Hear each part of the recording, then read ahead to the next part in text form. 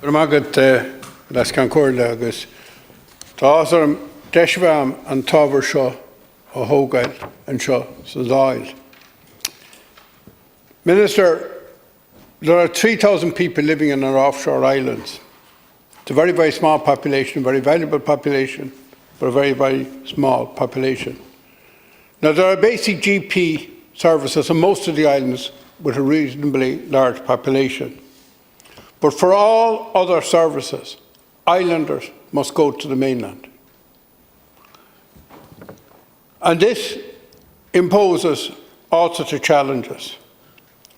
The reality is, for example, that if an islander has to be at an early appointment in the likes of Galway or Letterkenny, in many cases it means leaving the night before and staying in a guest house overnight. And if two people, if the person who's going, the patient, has to be accompanied by somebody, that means two people. If it's a child, for example, going to Dublin, it can mean 2 overnights just to get there and get back. And I'm not talking about the time spent in the hospital. It might only be a day appointment, and it would take adults, parents, and the child. So a lot of extra costs. It's also estimated that the average cost of living on an islander for the same income is 33% higher than on the mainland. And over the years, schemes were introduced to recognise this reality. For example, islanders have a cheaper car tax because their cars can't go on the mainland and they have to keep a second car in most cases. Islanders get an extra allowance in certain welfare payments, long-term welfare payments, pensions, invalidity pensions and so on, again because it's a well-recognised fact. So what we're basically seeking here is that islanders, when you will be doing the assessment, that there will be a considerable allowance given for the extra cost built into the calculation for the extra cost of living on an island. And this is very, very easy to ascertain because the health services know the address of everybody living on an island. An island GP wrote to me, and maybe she is right. She said, I actually believe that every single person who is resident on an offshore island should be automatically entitled to a medical card, as long as they are actually resident on the island. Life on an offshore island has a multitude of difficulties and hardships, and anyone needing medical attention off the island has to endure a long journey, often an overnight stay or two, even if it is only a day appointment, and is not guaranteed to get home as planned if the weather changes. So for all of these myriad of reasons, I believe that if we could get government to jump and take the big jump, the obvious simple thing to do, and would save a lot of administration and calculation and paperwork, there's only the 3,000 people, many of them will already have medical cards, would be to give everybody on an offshore island a medical card.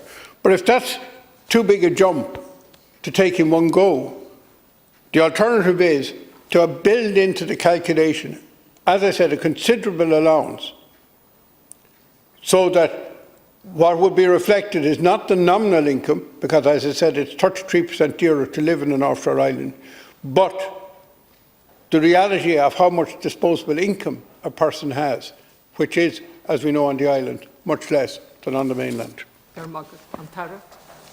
Gormagat las Concordia agus Portland Bigas Wall leis an Oireachtas an Kesho. Eligibility for a medical card is primarily based on a financial assessment which is conducted by the HSE in accordance with the Health Act of 1970. The HSE assesses each medical card application on a qualifying financial threshold. This is the amount of money that an individual can earn a week and still qualify for a card. It is specific to the individual's own financial circumstances. As of the 1st of April 2024, almost 1.6 million people hold eligibility for a medical card and 660,487 hold eligibility for a GP visit card. Persons aged 69 and under are assessed under the general means tested medical card thresholds, which are based on an applicant's household income after tax and the deduction of PRSI and the universal social charge. Certain expenses are also taken into account. Examples of allowable expenses include rent, mortgage, certain insurance costs, childcare, maintenance, nursing home net costs, which help to increase the amount a person can earn and still qualify for a medical card. Some social welfare payments, for example, child benefit, fuel allowance, etc., are also exempt from medical card income assessment. In this context, there is an existing increase for living on a specified island, which is sometimes called the island allowance or the island increase. The Deputy will be familiar with it, which is intended to compensate for those extra costs of living on an island off the coast of Ireland. The Deputy may wish to note that the island allowance is also exempt from assessment when applying for a medical card. Every effort is made by the HSE within the framework of the legislation to support applicants in applying for a medical card, and in particular to take full account of the difficult circumstances in the case of applicants who may be in excess of income guidelines. The HSE may exercise discretion and grant a medical card even though an applicant exceeds the income threshold where they face difficult financial circumstances such as extra costs arising from an illness. Social and medical issues are also considered when determining whether undue hardship exists for an individual accessing certain general practitioner or other medical services. And the Minister for Health can assure the Deputy that in order to ensure the medical card system is responsive and sensitive to people's needs, his department keeps medical card issues under review, and any proposals are considered in the context of any potential broader implications for government policy, the annual budgetary estimates process and legislative requirements arising. But I do note the pertinent points that the Deputy has made in relation to the additional costs that islanders face living on islands, and certainly something government wants to encourage and support to keep as many families living and keep our islands alive and vibrant into the future. Minister, thank you for reading out the reply. It's the exact same as I got to a PQ on the 6th to 3rd, 2024. But if the Department of Health think I'm going away, I ain't going away. Now, the reality is, you addressed the issue at the very end. The script didn't address the realities of the issue. I was amused that they mentioned the fact that social welfare recipients of a certain type receive an islander's allowance. I persuaded the Minister of Social Welfare of the day when I was Minister of the Islands to introduce that. It was very progressive, because they recognised in the Social Welfare Code that there are extra costs living on an island. But the reality is, most of the people referred to